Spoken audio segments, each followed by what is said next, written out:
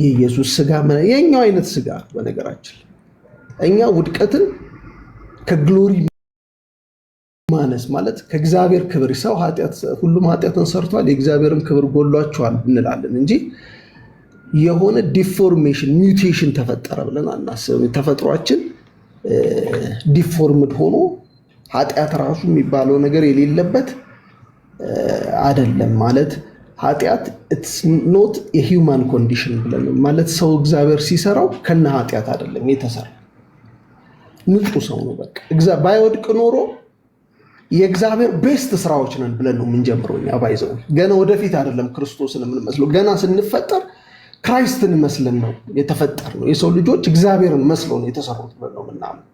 የእነሱ ትምህርት ውስጥ የሰው ልጅ ሟች ነበረ ሊሞት ይችል እንዴ? የሰው ልጅ የሞተው በኃጢአቱ ወገኖች፣ ይህን መጀመሪያ ማወቅ አለብን።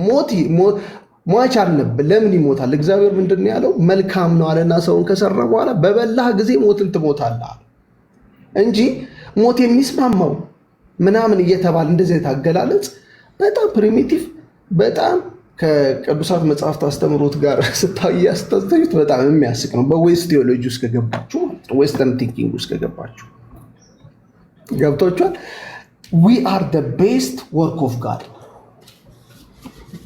የመጨረሻው እግዚአብሔር በመልኩ የሰራን ፍጥረቶች ነን። ገና ሲጀመር አዳም was in the image of God Christ like ነው አዳም። ከዛ ፎል ብለን ስናስብ ወደቀ። በምንድን ነው የወደቀው? ባለመታዘዝ። አለመታዘዝ ምን አመጣበት? ሞት አመጣበት። ሞት ምንድነው ማለት ነው? ቅጣት ነው። ሞት በአጥመጻችን ምክንያት የገባብን ቅጣት ነው። ያን ቅጣት የቀጣን ማን ነው? እግዚአብሔር ራሱ። ለምንድን ነው እግዚአብሔር የቀጣን? መቅጣት የሚችለው እግዚአብሔር ብቻ ስለሆነ ማለት ነው። ስለዚህ ኃጢአተኛ ስንሆን ኃጢአተኛን እግዚአብሔር ወደፊትም ይቀጣል። ገና በክርስቶስ ያልሆነ ኃጢአተኛ ወደፊት ምን ይባላል? ይቀጣል። የዘላለም ሞትም ይባላል። ለነሱ ኃጢአት ምን መሰላችሁ? ለነሱ ማለት ነው ቅጣት አይደለም ሞት። ሞት ማለት እግዚአብሔር በሰራው ስራ ላይ በራሱ በሰው ምክንያት የመጣ ኃጢአት የሚባል ነገር ያመጣው ኃጢአት ያበላሸው ማለት ነው። ኃጢአት ራሱ ፓወርፉል ሆኖ መጥቶ ያበላሸው ነው። ኃጢአት አለመታዘዝ የሞራል ችግር ነው። ኃጢአት ማለት ራሱን የቻለ እግዚአብሔር የሰራው ነው የሚል ነገር ሳይሆን ያለመታዘዝ ጉዳይ ነው። አልታዘዝንም። ይህም በምን ታያላችሁ መሰላችሁ? በመላእክት ተመልከቱ። መላእክት አካላቸው የሚበሰብስ ሆኗል እንዴ? ኃጢአት ሲሰሩ የአጋንንት ሰይጣንና መላእክቱ ፊዚካል ነገር ፈልገዋል እንዴ ኃጢአት ለመስራት? ኃጢአት የወደቀ ስጋ ምናምን የሚሉት ለዛ ነው እነሱ። አሁን ሰይጣንን ግን ተመልከቱ። ሰይጣን የወደቀ ስጋ የሚባል የለውም፣ ግን የወደቀ ነው። ፎልን ነው። ፎልን ኤንጅል ነው። ከምንድን ነው የወደቀ? መውደቅ ኔቸር ቼንጅ ማለት አለ። ከእግዚአብሔር ክብር መጉደል ማለት ነው። ኢየሱስ በወደቀ ስጋ ነው የመጣው የሚለውን አሁን እንዲህ ያሰባችሁ ስሙልኝ። ለነሱ ነው እንግዲህ የምናወራላቸው። መውደቅ ማለት ከፎል ማድረግ ማለት ነው። ፍሮም የሆነ ግሎሪየስ ፕሌስ ዝቅ ብሎ መገኘት ማለት ነው። ከሆነ ስታተስ መውረድ ነው። ፎልን ማለት ያ ነው። ፎልን ኤንጅል ስንል የወደቁ መላእክት የሚል ቃል እንጠቀማለን።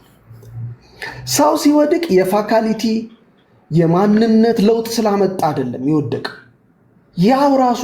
ለዛ ነው ወንጌላውያን አማኞች ዌስትሚኒስተር ኮንፌሽን ላይ ለምሳሌ በማምኑት ምን ይላል መሰላችሁ? our first parents ወደቁ ነው። ኔቸራቸው ወደቀ ሳይሆን የሚለው አዳምና ሔዋን ወደቁ ብለን ነው የምናምነው። ሰዎቹ ራሳቸው ናቸው የወደቁት። በእግዚአብሔር መልክ የተሰራው ሰው ራሱ ነው የወደቀው። ወደ ቴዎሲስ ሳይሆን ፕሮብሌሙ ሪደምሽን ነው። ፕሮብሌሙ ወደ እግዚአብሔር ጋር መታረቅ ነው ችግሩ፣ የሰው ችግር። ቴዎሲስ ሁለተኛ ከእግዚአብሔር ከታረቀ በኋላ ነው መልኩ፣ ግሎሪው፣ ክብሩ የሚመለስለት እንጂ መጀመሪያ ሰው ሲፈጠር በእግዚአብሔር ክብር የተፈጠረ ፍጡር። ዚስ ኢዝ አወር ፖይንት። ስለዚህ ለሱ ኃጢአት ኬዛቸው አይደለም። ሁልጊዜ እኛ ስንሰብክ ወንጌል ስርጭትም ስንወጣ ለሰዎች ስንሰብክ ከኃጢአት ጋር የተያዘ ሰበካ ነው ሰበካችን። ንስሐ ግባ፣ ዓለም ሁሉ ኃጢአትን ሰርቷል፣ ንስሐ ብትገባ ይቅር ይላል፣ ኢየሱስ ለኃጢአት ሞቷል ብለን ነው የምንሰብከው። እንደዛ አይደለም። እንደዚህ አይነት ስብከት የለም። ኃጢአት ማለት በጣም ኖርማል የሚደረግ የማይደረግ፣ ብትፈልጉ የምታደርጉት ብትፈልጉ የምትተውት ነገር ነው እዛ እንጂ የመጨረሻ የሰው ልጅ ፕሮብሌም ሆኖ መለኮት የሆነውን ወልድን ሰው ያደረገ ኬዝ አድርገው ዲስከስ አያደርጉት። የፕሌጂየስ ትምህርት ነው። ፕሌጂየስ እንደዛ ነው የሚያስብ። ፕሌጂየስ ኃጢአት ማለት ተራ ነገር ነው ለፕሌጂየስ ባይዘው። ምን ማለት ነው? አንድ ሰው ከአካባቢ የሚማረው በቃ ዝም ብሎ አንድ ልጅ ተወልዶ ከአካባቢ የሚማረው ምናምን አድርጎ ነው እንጂ የሚያስበው እስራት ፕሮብሌም እንደሆነ አያስብ። እኛ ወንጌል ለሰዎች ሲሰበካቸው ከኃጢአት እስራት ነፃ ይወጣሉ፣ ከኃጢአት ባርነት ነፃ ይወጣሉ። ኢየሱስ ክርስቶስ ሰዎችን ከኃጢአት በላይ ሊያደርግ ነው የመጣው። ከጸጋ በታች ሆነን ከኃጢአት በላይ ለመሆን ነው የመጣ ነው ብለን ነው መሰረታዊ መነሻ ሞቲቫችን። ከዛ ነው ሰከንደሪ ነው ሌላው ነገር። የስጋችንን ሪደምሽን ብትሉት፣ ቴዎሲስ እግዚአብሔርን መምሰል ምናምን ብትሉት፣ መጀመሪያ እርቅ መፍጠር አለብን። መጀመሪያ ከቴዎሲስ በፊት ሪደምሽን። ስለዚህ ሲን ቨርስስ ሪደምሽን ሲሆን የኛ እይታ እዚህ ውስጥ ክሪኤሽን ወደ ከፍጥረት ወደ ቴዎሲስን እናካትታለን። ሰከንደሪ ሞቲቫችን ነው አገልግሎታችን። እውነተኛ ፍጥረት መታደስ አለበት፣ መለምለም አለበት፣ እግዚአብሔር ወደ መምሰል ማደግ አለበት። ግን ይሄ ወደ እግዚአብሔር ለመምሰል ማደግ ያለበት ፍጥረት እኮ መጀመሪያ ፎል አድርጓል። መነሳት አለበት፣ ከሙታን መነሳት አለበት፣ ከሞት መውጣት አለበት። በምንድን ነው የሚወጣው? በእግዚአብሔር ኃይልና በመንፈስ ቅዱስ ኃይል ነው መውጣት ያለበት። ይሄ እንዲሆን ምን ያስፈልጋል? የእግዚአብሔር ልጅ መምጣት መውረድ፣ እኛ ኮንዲሽን ውስጥ መግባት ነበረብን። እዛ ዌስት እንግዲህ አሁን ዛሬ ግልጽ ሆነን እንነጋገር። ኢስት ውስጥ እንግባ። ኢስት ላይ እግዚአብሔር የሰራው ነገር ተበላሽቶበታል ብለው ነው የሚጀምሩት ማለት ነው። አመለካከታቸው እንደዛ የሰራው ዓለም ሰራትና ተበላሽ ኮራፕት ሆነችበት።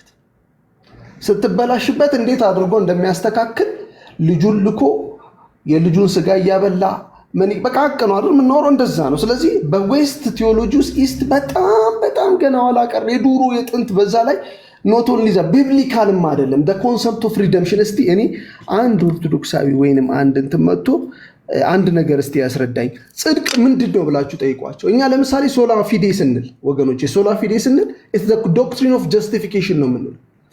የጽድቅ ህግ ማለት የጽድቅ ዶክትሪናችን ነው። አንድ ሰው በእምነት ይጸድቃል ነው የምንለው። ስለዚህ መጽደቅ የሚባል አለን፣ ሳንቲፊኬሽን አለን፣ ግሎሪፊኬሽን መክበር የሚባል አለን። መጽደቅ ኮንሰፕቱ ምንድን ነው? መጽደቅ ምንድን ነው ብትሏቸው የጽድቅ ስራ ነው፣ ምግብ ማብላት ነው፣ ዳቦ ማብላት ነው ምናምን የሚሏቸው። እኛ ግን ጀስትስ ነው የምንለው፣ ፍትህ። እግዚአብሔር ተበድሏል፣ በኃጢአት ምክንያት በእግዚአብሔር ላይ አመፃ ተሰርቷል። ለዚህ አመፃ የሚሆን ዋጋ ክራይስት ከፍሎልናል። ፔናል ሰብስቲቱሽን ይባላል። ክርስቶስ ቅጣታችንን ተቀብሎታል። ይህንን ስናምን በክርስቶስ ኢየሱስ የጽድቅ ስራ ወይም በክርስቶስ ኢየሱስ በማመናችን ብቻ እግዚአብሔር ኃጢአተኛ የሆንኩት ሰው ሌላ ሰው እንደት ስለተቀጣልኝ ማለት በእኔ ፈንታ ስለተቀጣልኝ ምንም እንኳን ኃጢአተኛ ብሆንም ከነ ኃጢአቴ ምን አደረገኝ? ኃጢአት እንደሌለብኝ አድርጎ ቆጠረኝ። ከዛስ በኋላ በቃ እንደፈለግኩ እንደማላለኝ አሁን ከቆጠረኝ በኋላ ደግሞ በዛው በልጁ ይቀድሰኛል ብለን ደግሞ እናምናለን። ሳንቲፊኬሽን ማለት ነው። ለግራውንድ ኦፍ ሳንቲፊኬሽናችን ለመቀደስ መጀመሪያ ከፍርድ ማምለጥ አለብን። ፔናሊቲው መነሳት አለበት፣ ቅጣቱ መነሳት አለበት ብለን ነው የምንጀምረው ስለ መለኮታችን። ከየት የመጣ ነው ይሄ እኮ ማለት ከዛ ይኸውላችሁ፣ ከዛ አሁን የወደቀውን ስጋ እንግዲህ በጣም ላሳያችሁ ነው የቱ ጋር እንዳለ። ስለዚህ ምንድነው የወደቀ ስጋ የሚለውን ቴዎሎጂ ትርጉም ልንገራችሁ። እኛ ስጋ ስንል በመሰረቱ ፎልን ኔቸር ማለታችን፣ ፎልን ኔቸር የወደቀ ባህሪ ተጨማሪ እንጂ ይሄ ተፈጥሯችን ከሰማይ ሲወድቅ ኃጢአት ራሱ ሆኖ ተቀየረ እያልን አይደል። እንደዚህ አይነት ነገር የለብንም። ጌታችን ኢየሱስ ክርስቶስ ሰው ሲሆን ሂውማን ትሩሊ ሂውማን ነው። ትሩሊ ሂውማን ማለት ደግሞ ኔቸርን፣ ፋካሊቲዎቻችን፣ ነፍሳችንን፣ መንፈሳችንን፣ ስጋችንን በቃ ወክሎ ይዞ ሰው ሆኗል። ከዛ በተረፈ ኃጢአተኛ ባህሪ የለውም። በስጋ ማለት ጌታችን ኢየሱስ ክርስቶስ ከልቡ በሚመነጭ ፈተና አይፈተንም። ምን እንደሆነ ላሳያችሁ። በወንጌላውያን እምነት ማለት ነው 3 ቦታ ፈተና ያጋጥመዋል የሰው ልጅ። አንድ በዓለም ይፈተናል። ይገርፉናል፣ ይሰድቡናል፣ ያሳድዱናል፣ ይገድሉናል። የዓለም ፈተና። 2 በሰይጣን እንፈተናለን። 3ኛ ፈተና የወደቀ ባህሪ ናቹራል ሲንፉልነስ የሚባለው በኃጢአት እንፈተናለን። ማለት ከልብ በሚመነጭ ፈተና ለዝሙት መፈለግ፣ ለመግደል መፈለግ፣ መስረቅ የሚባሉት ጌታ ኢየሱስ ክርስቶስ የሰው ልብ ያመነጫቸዋል ያላቸውን ኃጢአቶች እንፈተናለን። ኢየሱስ ክርስቶስ በሁሉ ነገር ተፈተነ ሲባል ከኃጢአት በስተቀር ምን ማለት መሰላችሁ? በዓለም ተፈተነ። አዎ ተፈተነ።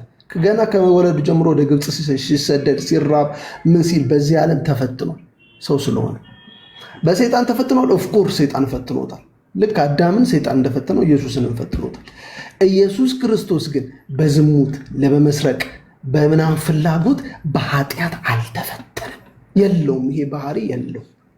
የወፋት ስጋ ስንልኛ የምናወራው ይሄ እግዚአብሔር ያልሰራው በውድቀት ምክንያት የተጠናወተን አለቃ ባሪያ ያደረገን የኃጢአት መሳሪያ ማለታችን፣ ኃጢአት እኛ ላይ ራሱን የሚገልጽበት ባህሪ ማለታችን እንጂ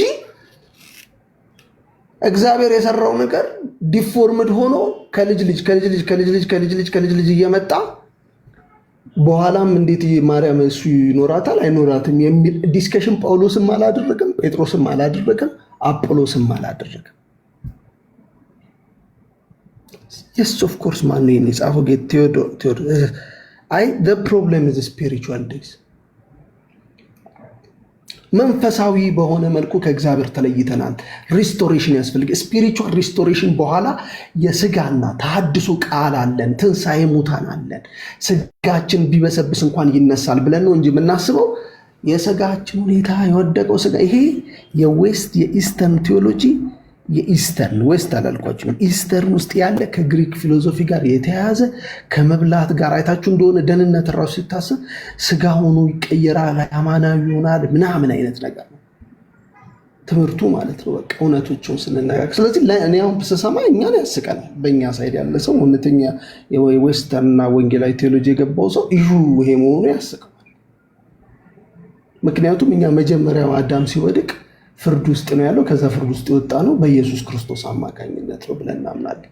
ስለዚህ ጌታችን ኢየሱስ ክርስቶስ ሲሰቀል በመስቀል ላይ ሲሰቀል የእኛን ኃጢአት ለማንጻት ብቻ አይደለም የተሰቀለው። ለኢየሱስ ለማን ነው የሞተው ብላችሁ መጠየቅ ነው ኦርቶዶክሶች። ሲሰቀል ያንን መስዋዕት ያቀረበው ለማን ማለት ነው? ለሰይጣን ነው ካሉ እንግዲህ ጉድ ነው። who is of sin offering የሚቀርበው ለማን? እግዚአብሔር ስጋ ስለሚወድ ጨካኝ ስለሆነ ነው እንዴ? አይደለም። እግዚአብሔር ጻድቅ ስለሆነ ጨካኝ ስለሆነ አይደለም።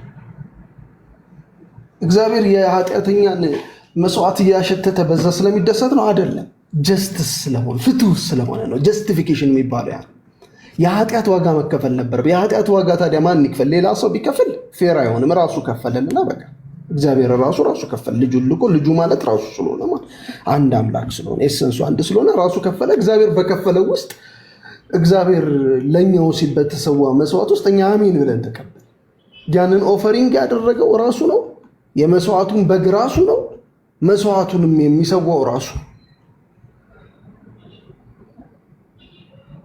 ያላለቀ ሊቀ ካህን የለንም። ያው ሊቀ ካህን በነገራችን ላይ ሊቀ ካህን እቺን ልናገር ዛሬ በደንብ ይውጣ ብዬ ነው ከውስጣችን።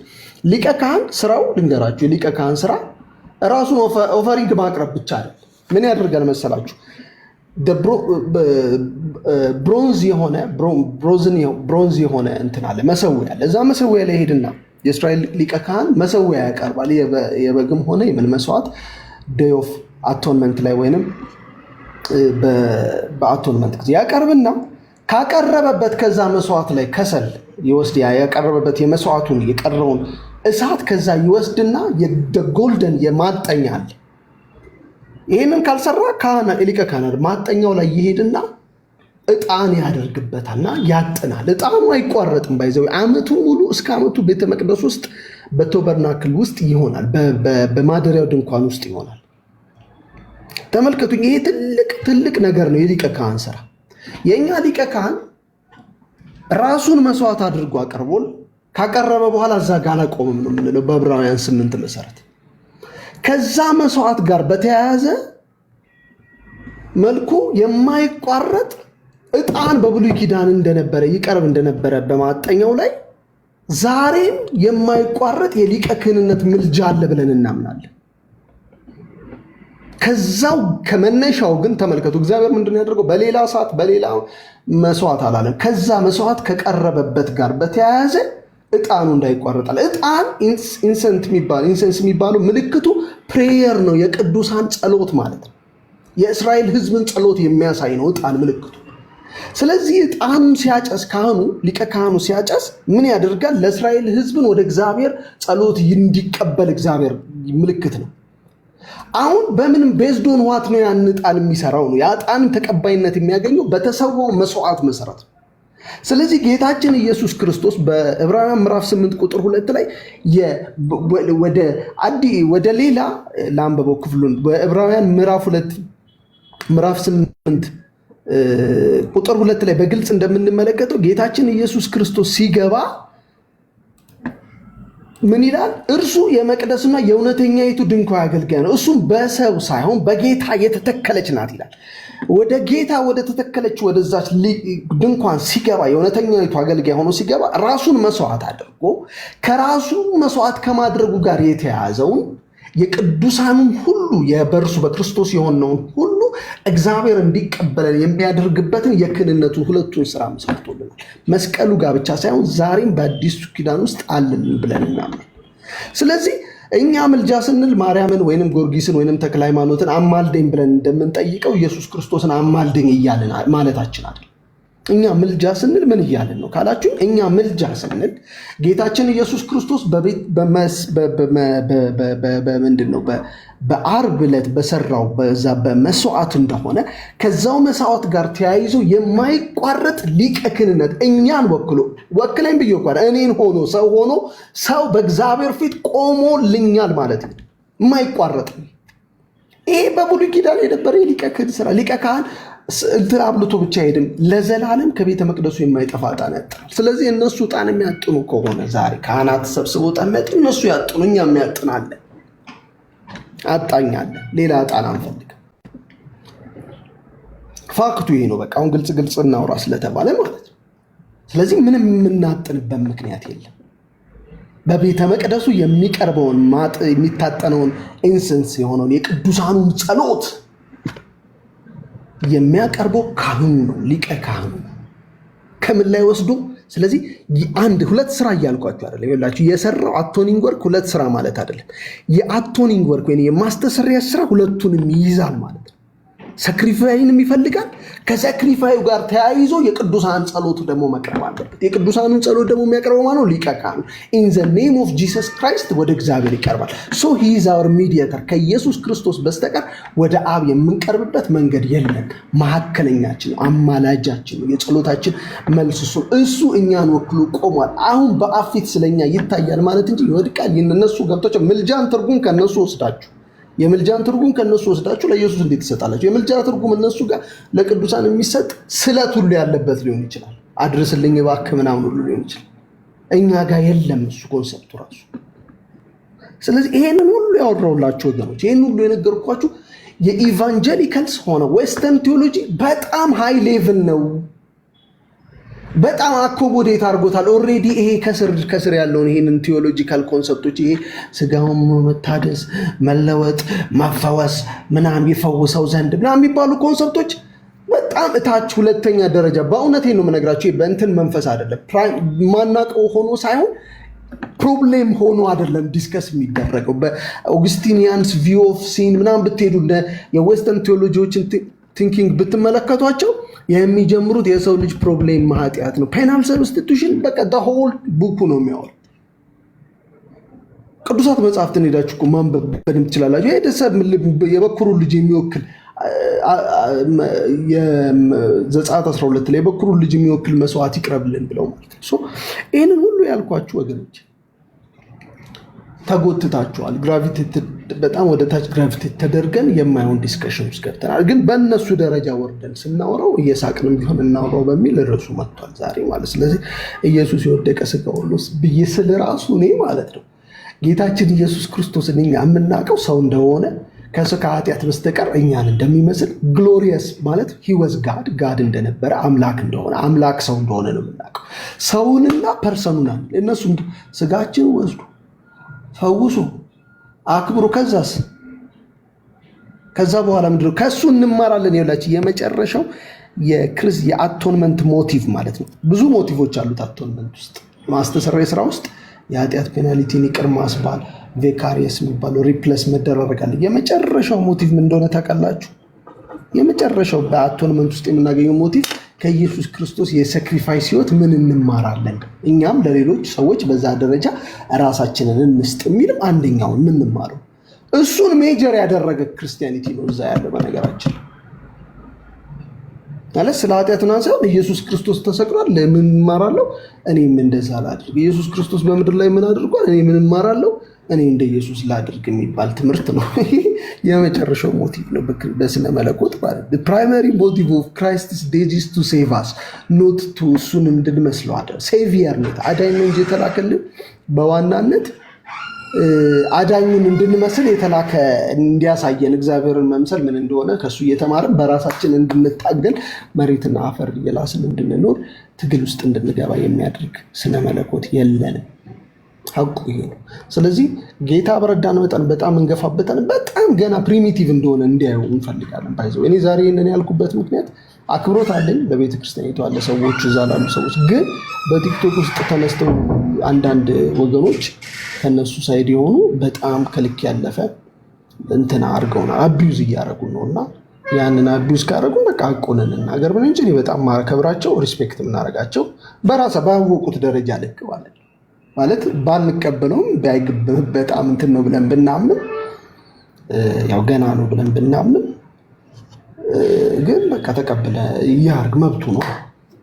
ገብቶቹ ወደ እስልምና ደግሞ እኮ ብትሄዱ ገና ኦልድ ቴስታመንት ጁዳይዝም ቲንኪንግ ውስጥ ነው ያለው። ማለት እየገደለ ሚስት በማግባት 7-8 ሚስት በማግባት እንባዛ ምናምን የሚል ማለት ነው። ከሱ ትንሽ ፈቀቅ ያለ ነው ብለን ስለምናምን ነው። ቢብሊካሊ ግን ክርስቲያን ቪው ዚስ ማች ቫስት እና ሰፊ ነው። አይነኩትም፣ ኮምፕሪሄንድም ሊያደርጉት አይችሉም። ፎር ዛት ማተር ጌታ ካረዳው ሰው ኮንሰፕት ኦፍ ሲን እና ፕሮብሌም ኦፍ ሂውማን ዲፕራይቪቲ ሰው የወደቀበት ደረጃ የገባበት ሁኔታ ሲን የሚባለው ነገር ሪደምሽን ኦፍ ሲን ኮንሰፕት ኦፍ ሪደምሽን ጀስቲፊኬሽን ጽድቅ ነው። ትንሽ ጫፍጫፉን ነኳት። እኛ ጀስቲፊኬሽን ሳንቲፊኬሽን እና ግሎሪፊኬሽን የምንላትን ትምህርት ጫፍጫፏን ነክተው ድነናል እየዳንን ነው ቀጥሎ እንድናለና ድነናል ካላቸው አልኮቸው አንድ ቀን የጠየቁት የዳናችሁት የትኛው ድነት ነው? መጀመሪያ ጥምቀት ለየትኛው ድነት ነው አልኳቸው። ድነናል እየዳንን ጥምቀት ለመጀመሪያው ድነት ብቻ ነው የሚሰራው። ታውቃላችሁ ይሄንን ማለት ለየትኛው ነው? ሶስቱን ካልሰራልን ጥምቀት ለድነት ከተባለ ለየትኛው ነው? ለምሳሌ ድነናል እየዳንን ነው ፈጽመን ድናልን ከተባለ ጥምቀት ለድነት ሲባል ከሶስቱ ድነት የትኛው ነው? የመጀመሪያው ገጽ አንድ ላይ ያለችው እሷም በጥምቀት የተገኘችውም ድነት እኮ ምን ልትሆን ትችላለች ደግሞ መሰላችሁ? ላትገኝ ትችላለች። ፋይናል ጀስቲፊኬሽን። ስለዚህ የማይገኝ ድነት ይዘናል ብሎ ጥምቀት ለድነት ከተጠምቅ ትድናለህ ተብሎ ክርክር ሙግት ይሄ በቸርችም የለምና ዛሬ ይህንን ሁሉ ያልኩበት ምክንያት ተንኮል የሞላበት ውይይት በወንድሞቻችን ላይ ሲደረግ ስላየው ነው። ቀጥሉ እንግዲህ ጥያቄም ያለው ሰው ይምጣና መጠየቅ